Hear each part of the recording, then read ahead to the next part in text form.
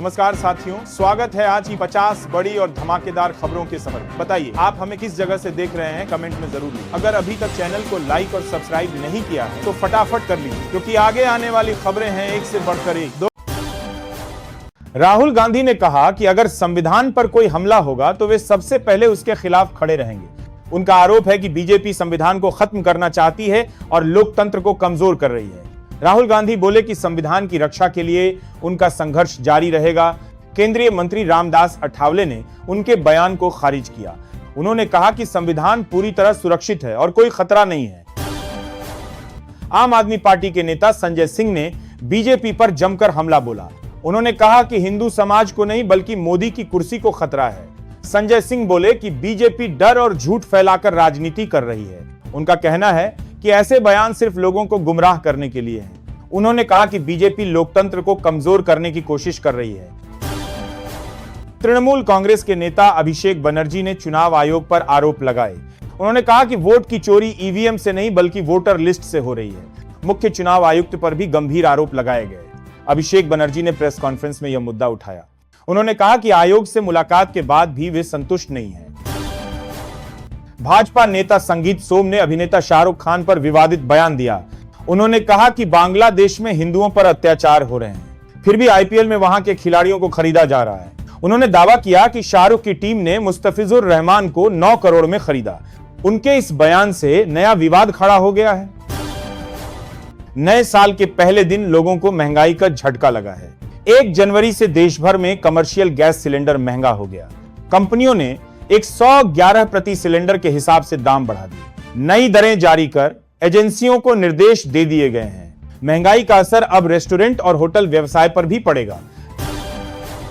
योगी सरकार ने UP police में 32,679 नई भर्तियों की घोषणा की है। इसे युवाओं के लिए नए साल का बड़ा तोहफा बताया गया है। सरकार ने अब तक 2 लाख से ज्यादा भर्तियां पूरी करने का दावा किया। मुख्यमंत्री बोले कि रोजगार और कानून व्यवस्था दोनों में सुधार हुआ है। युवाओं ने सरकार के इस फैसले का स्वागत किया है। पंजाब के वित्त मंत्री हरपाल सिंह चीमा ने केंद्र सरकार पर निशाना साधा। उन्होंने कहा कि केंद्र मजदूरों को गुमराह कर रही है। मनरेगा के तहत 30 करोड़ की राशि रोक दी गई है। चीमा बोले कि पंजाब सरकार मजदूरों के हक के लिए खड़ी है। उन्होंने कांग्रेस शासित राज्यों की चुप्पी पर सवाल उठाए। दिल्ली में छठ पर्व को लेकर आम आदमी पार्टी ने बीजेपी पर हमला बोला। आपने आरोप लगाया कि यमुना की सफाई को लेकर झूठ बोला गया।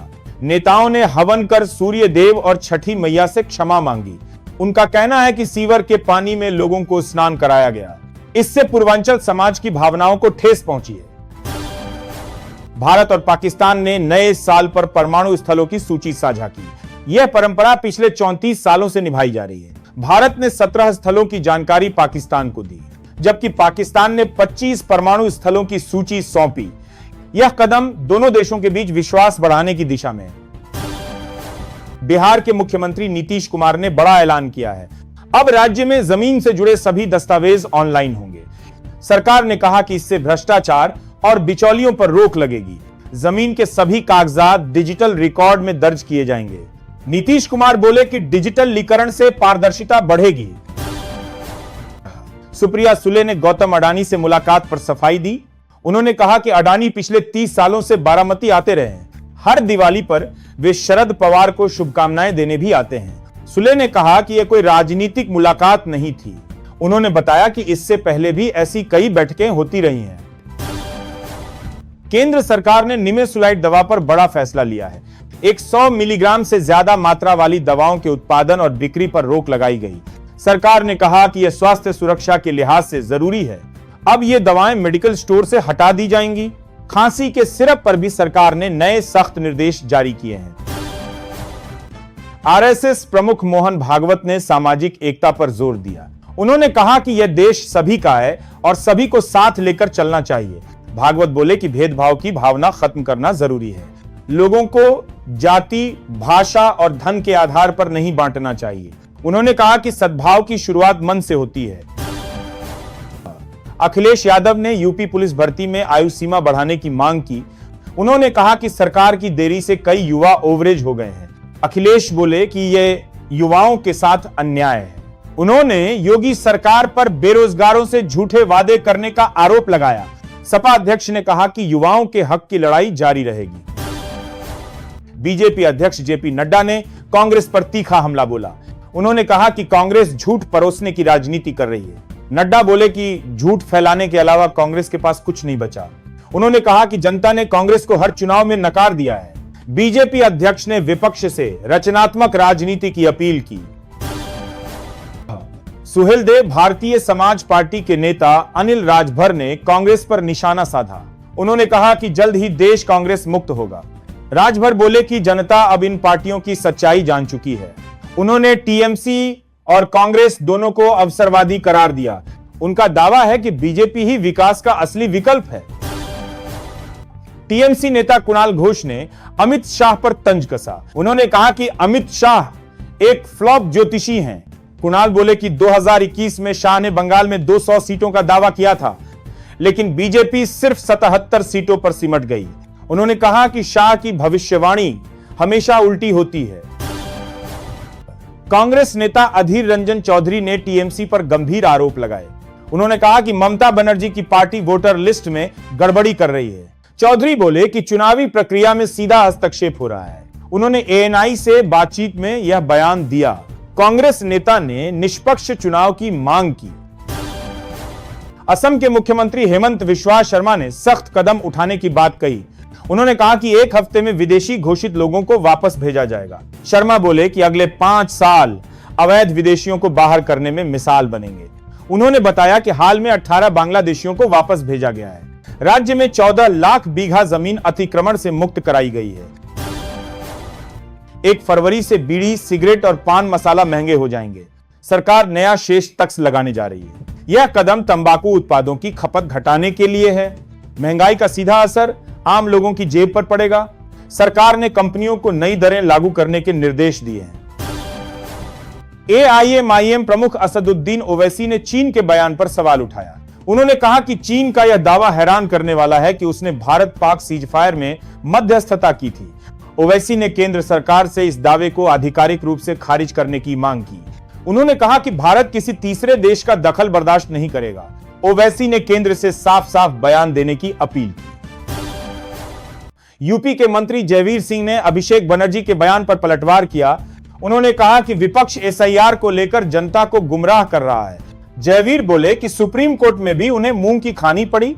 उन्होंने दावा किया कि पश्चिम बंगाल में टीएमसी की हार तय है। उन्होंने कहा कि अब विपक्ष चुनाव आयोग को बदनाम कर रहा है। आरजेडी नेता मनोज झा ने मोहन भागवत के बयान पर प्रतिक्रिया दी। उन्होंने कहा कि भाषा और समानता की बात पहले बीजेपी को माननी चाहिए। मनोज झा बोले कि समाज में नस्लवाद और विभाजन फैलाया जा रहा है। उन्होंने कहा कि इस माहौल में नफरत का जहर घुल चुका है। आरजेडी नेता ने कहा कि देश को एकता की जरूरत है, न कि बयानबाजी की। कांग्रेस नेता संजय निरुपम ने नाना पटोले पर हमला बोला। उन्होंने कहा कि कांग्रेस ने भगवान राम के अस्तित्व पर सवाल उठाए थे। निरुपम बोले कि कांग्रेस की पहचान ही राम विरोधी रही है। उन्होंने कहा कि पार्टी की इस सोच से जनता नाराज है। उन्होंने बीजेपी की राम नीति को सही बताया। कथावाचक देवकीनंदन ठाकुर ने शाहरुख खान पर टिप्पणी की। उन्होंने कहा कि आईपीएल में बांग्लादेशी खिलाड़ी को टीम से बाहर किया जाए। उन्होंने कहा कि हिंदुओं पर अत्याचार करने वाले देश के खिलाड़ियों को नहीं रखना चाहिए। देवकीनंदन ने इसे आस्था और देशभक्ति से जुड़ा मुद्दा बताया। उनके इस बयान से सोशल मीडिया पर बहस छिड़ गई है। नेशनल कॉन्फ्रेंस नेता फारूक अब्दुल्ला ने नए साल की शुभकामनाएं दी।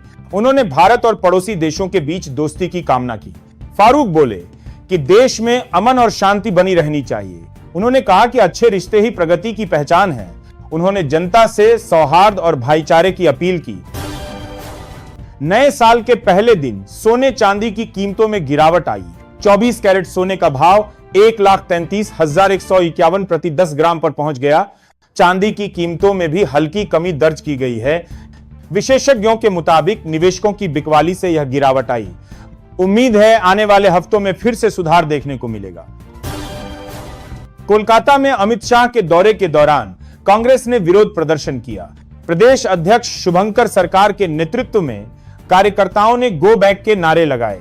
कांग्रेस कार्यकर्ताओं ने अमित शाह का पुतला भी फूंका।